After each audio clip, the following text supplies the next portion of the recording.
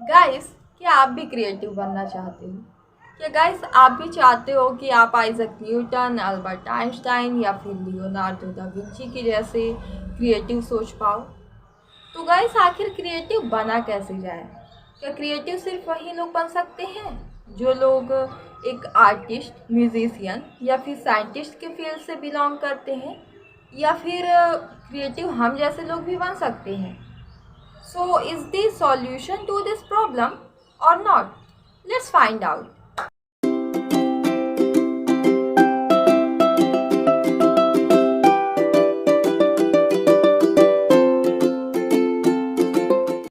Hey guys, this is Ashwani. और guys आज जो मैं आप लोगों के लिए बुक लेकर के आई हूँ, उस बुक का नाम है क्रिएटिव कॉन्फिडेंस। ये जो बुक है वैसे तो सब लोग पढ़ सकते हैं, लेकिन अगर मैं किसी स्पेसिफिक कैटेगरी की बात करूँ गाइस, तो ये बुक उन लोगों के लिए काफ़ी ज़्यादा अच्छी है जो लोग अपने फील्ड में कुछ क्रिएटिव करना चाहते हैं, दूसरों से कुछ हट करके करना चाहते हैं, या फिर अपने उसी काम को एक अलग नज़रिए के साथ करना चाहते हैं। तो ये बुक उनके लिए काफ़ी ज़्यादा यूज़फुल होने वाली है। और इस बुक के जो ऑथर हैं वो हैं डेविड और टॉम कैली। वैसे तो डेविड और टॉम जो हैं दोनों भाई भाई हैं, लेकिन जो ये भाई हैं ना, ये दूसरे भाई जैसे नहीं हैं। मतलब इनके बीच इतना कुंफू नहीं होता है।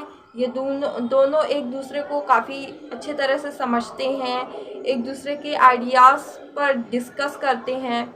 और जब इनको इनका आइडिया सही लगता है ना, तो ये उस आइडिया पर काम भी करते हैं। डेविड जो है वो एक प्रोफेसर हैं, एक एंटरप्रेन्योर हैं, और ये IEDEO के फाउंडर हैं।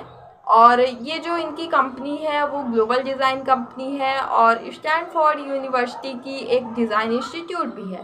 वहीं पर अगर टॉम को देखें तो टॉम एक अच्छे ऑथर हैं। इनकी जो बुक है द आर्ट ऑफ इनोवेशन और द 10 फेजेस ऑफ इनोवेशन, ये बुक बेस्ट सेलिंग में जा चुकी है। तो ये जो है टॉम, ये डेविड के बिजनेस पार्टनर भी हैं।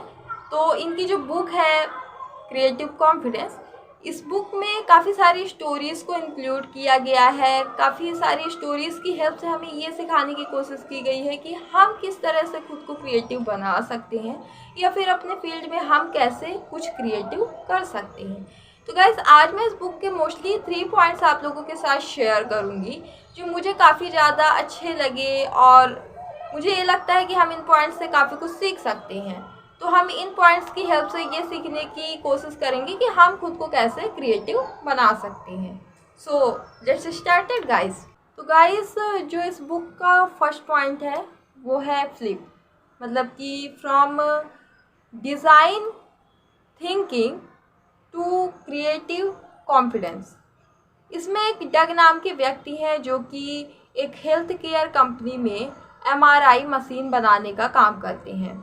इनका ये जो प्रोजेक्ट होता है वो होता है $18 बिलियन का। वैसे ये अपने प्रोजेक्ट को पूरा करने में सक्सेसफुल होते हैं, और इनका प्रोजेक्ट मतलब कि इनकी जो MRI मशीन है वो इंटरनेशनल डिज़ाइन एक्सीलेंस अवार्ड के लिए भी चुनी जाती है। एक दिन की बात होती है जब डग टेक्नीशियन से कुछ डिस्कशन करते हैं, तभी वहाँ पर एक छोटी सी बच्ची आती है अपना MRI कराने के लिए। लेकिन वो अपना MRI नहीं करवाती है उस मशीन में, इसलिए क्योंकि वो मशीन के डिज़ाइन को देख कर के डरती है।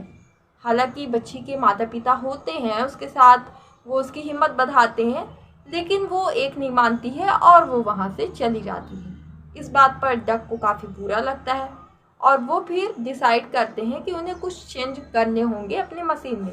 लेकिन वो चेंज करे भी तो करे कैसे? उनका $18 बिलियन तो उनके पूरे प्रोजेक्ट में ख़त्म हो चुका है। तो फिर वो उस मशीन के केवल ऊपरी हिस्से को चेंज करते हैं।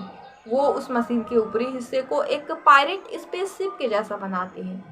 तब जब बच्चे अपना MRI कराने के लिए उनकी मशीन में जाते हैं, तो उन्हें एक ऐसी फीलिंग होती है जैसे वो एक अम्यूज़मेंट पार्क में आए हुए हैं। और काफ़ी सारे बच्चे उस मशीन में अपना MRI करवाते हैं। उन्हें सबसे ज़्यादा खुशी तब होती है जब एक छोटी सी बच्ची उस मशीन में अपना MRI कराने के बाद भी अपने पेरेंट्स से जिद करती है कि वो दोबारा उस MRI मशीन में जाना चाहती है। तब उन्हें लगता है कि उनका ये प्रोजेक्ट पूरी तरह से सफल हुआ है। अगर गाइस हम देखें तो उनके प्रोजेक्ट में 3 चीज़ें एक दूसरे को ओवरलैप करती है। आई मीन एक वेन डायग्राम की हेल्प से देखें तो वो 3 डायग्राम एक दूसरे को ओवरलैप करते हैं। सबसे फर्स्ट डायग्राम में अगर हम देखें तो उन्होंने अपने मशीन में सारी प्रैक्टिकल टेक्नोलॉजी का यूज़ किया, कुछ भी उसमें थियोरेटिकल चीज़ों को यूज़ नहीं किया। सेकंड में देखें तो उन्होंने अपने बिजनेस को भी सस्टेनेबल बना करके रखा। चाहते तो वो उस मशीन को रिजेक्ट कर सकते थे या फिर आगे वो किसी भी तरह की कोई मशीन ना बनाते। थर्ड में देखें तो उन्होंने लोगों की फीलिंग के साथ अपनी एम्पैथी रखी। मतलब कि जैसे ही उस लड़की ने मना किया कि वो अपना एमआरआई उस मशीन में नहीं करवाना चाहती है, तो डग ने उस लड़की के मना करने के रीज़न को ढूंढा और फिर उस पर काम किया। तो गाइस, हम भी अगर इन 3 चीज़ों पर काम करेंगे तो ऑब्वियसली हमारा प्रोजेक्ट भी डग के जैसे सक्सेसफुल होगा।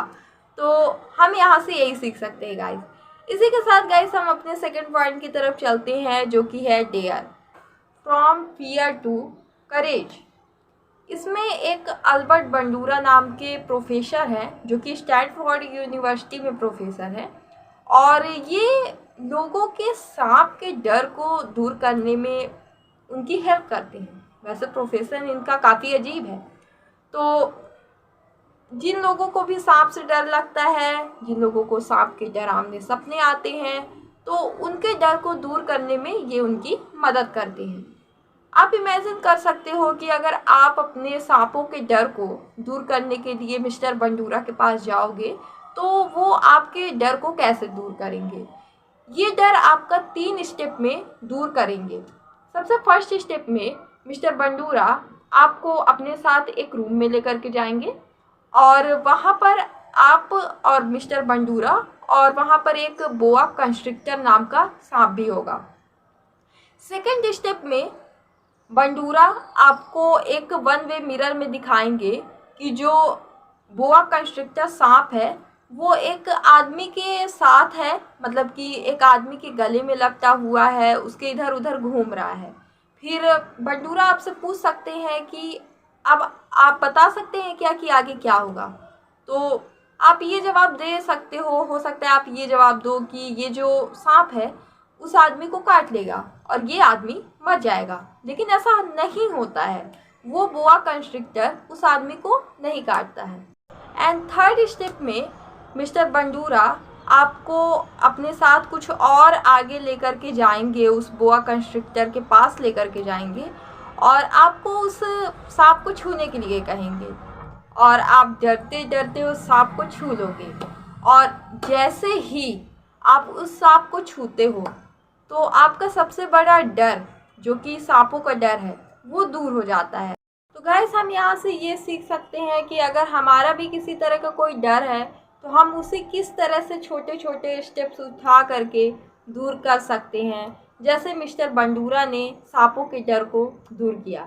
वैसे गाइस, अगर आपको सांपों से डर लगता है तो इस डर को दूर करने के लिए आप कभी जंगल के सांप से मत ट्राई करिएगा, नहीं तो आप काफ़ी ज़्यादा प्रॉब्लम में फंस सकते हैं। तो गाइस, जो थर्ड पॉइंट है वो है लीव, मतलब कि फ्रॉम प्लानिंग टू एक्शन। इसमें अजय कोठारी और अंकित गुप्ता नाम के 2 लड़के होते हैं जो कि अभी अभी स्टैनफोर्ड यूनिवर्सिटी से ग्रेजुएट हुए हैं।